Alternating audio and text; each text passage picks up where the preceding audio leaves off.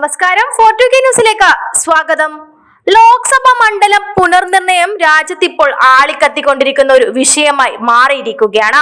ദക്ഷിണേന്ത്യയിലെ സംസ്ഥാനങ്ങളെയാണ് ഇത് വളരെ ദോഷകരമായി ബാധിക്കാനിരിക്കുന്നത്. BJPയെ വാഴാൻ അനുവദിക്കാത്ത സംസ്ഥാനങ്ങൾക്ക് നേരെയുള്ള ഒരു നീക്കം തന്നെയാണിത്. ദക്ഷിണേന്ത്യൻ സംസ്ഥാനങ്ങൾ കുടുംബാസൂത്രണ മാർഗങ്ങൾ വിജയകരമായി നടപ്പിലാക്കുകയും ജനസംഖ്യാ നിയന്ത്രണം കൈവരിക്കുകയും ചെയ്തു.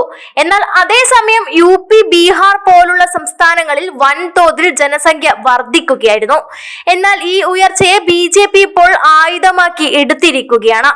ഇതൊന്നും കയ്യും കെട്ടി നോക്കി നിൽക്കില്ല എന്ന ഉറച്ച ആത്മവിശ്വാസത്തോടെ ഇറങ്ങി പുറപ്പെട്ടിരിക്കുകയാണ് ദക്ഷിണേന്ത്യൻ സംസ്ഥാനങ്ങൾ. ദക്ഷിണേന്ത്യൻ സംസ്ഥാനങ്ങൾ ഒറ്റക്കെട്ടാണെന്ന് വിളിച്ചു പറഞ്ഞുകൊണ്ട് BJPക്കെതിരെ ശക്തമായി പോരാടുകയാണ്. ആദ്യ ചുവടുവെപ്പ് എന്നോണം ഇന്ത്യയിലെ 7 സംസ്ഥാനങ്ങളിലെ രാഷ്ട്രീയ പാർട്ടി നേതാക്കളുടെ യോഗമാണ് ചെന്നൈയിൽ ചേർന്നത്. തമിഴ്നാട്, കേരളം, കർണാടക, തെലങ്കാന, പഞ്ചാബ് എന്നീ സംസ്ഥാനങ്ങളിലെ മന്ത്രിമാർ, ഭരണ പ്രതിപക്ഷ പാർട്ടി നേതാക്കൾ എന്നിവർ പരിപാടിയിൽ പങ്കെടുത്തു. ഇന്ത്യയുടെ ഫെഡറൽ ഘടനയ്ക്ക് ഒരു ചരിത്രപരമായ ദിനമെന്നാണ് സ്റ്റാലിൻ ഈ യോഗത്തെ വിശേഷിപ്പിച്ചത്. ഫലപ്രദമായി നടപ്പിലാക്കിയ സംസ്ഥാനങ്ങളുടെ താൽപര്യങ്ങൾ സംരക്ഷിക്കുന്നതിനുള്ള ഒരു പ്രസ്ഥാനത്തിന്റെ തുടക്കമാണിത് എന്നാണ് അദ്ദേഹം ഊന്നി പറഞ്ഞത്.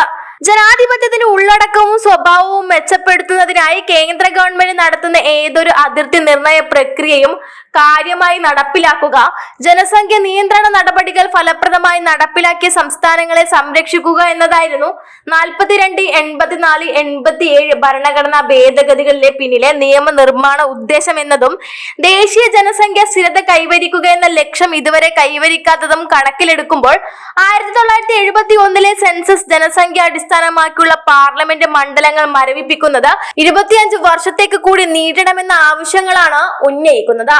കേരളം, തെലങ്കാന, പഞ്ചാബ് എന്നിവ ഉൾപ്പെടെ നിരവധി ദക്ഷിണേന്ത്യൻ സംസ്ഥാനങ്ങളിലുള്ള നേതാക്കൾ യോഗത്തിൽ പങ്കെടുത്തു. എന്നാൽ 1976 പ്രധാനമന്ത്രി ഇന്ദിരാഗാന്ധി സീറ്റുകൾ വർദ്ധിപ്പിക്കാതെ തന്നെ അതിർത്തി നിർണയം നടത്തിയിരുന്നു. അത് മാത്രമല്ല 2001 അടൽ ബിഹാരി വാജ്പേയിയുടെ നേതൃത്വത്തിലുള്ള NDA സർക്കാരും സീറ്റുകൾ വർദ്ധിപ്പിക്കാതെ സംസ്ഥാനങ്ങളിൽ അതിർത്തി നിർണയം നടത്തി. അത്തരത്തിൽ പ്രധാനമന്ത്രി നരേന്ദ്രമോദിയും ചെയ്യണമെന്ന് ലോക്സഭാ സീറ്റുകളുടെ എണ്ണം വർദ്ധിപ്പിക്കരുത് എന്നും തെലങ്കാന മുഖ്യമന്ത്രി രേവന്ത് റെഡ്ഡി പറഞ്ഞിരിക്കുകയാണ്. അതേസമയം ലോക്സഭാ മണ്ഡല പുനർനിർണയത്തിനായി നടന്ന ഈ ഒത്തുചേരലിനെ വിമർശിച്ചും RSSകാർ രംഗത്ത് വന്നു. ഏതൊരു അതിർത്തി നിർണയ പ്രക്രിയയും ഫെഡറലിസത്തിന്റെയും ജനാധിപത്യത്തിന്റെയും തത്വങ്ങൾ ഉയർത്തിപ്പിടിക്കണമെന്ന നിലപാടിവിടെ യഥാർത്ഥത്തിൽ ഈ യോഗം ശക്തിപ്പെടുത്തുകയായിരുന്നു. ദക്ഷിണേന്ത്യൻ സംസ്ഥാനങ്ങളുടെ ഈ ഒത്തുചേരൽ കണ്ട് യഥാർത്ഥത്തിൽ BJP ഇപ്പോൾ അന്തം വിട്ട് കാണുമെന്നതിൽ സംശയമൊന്നുമില്ല.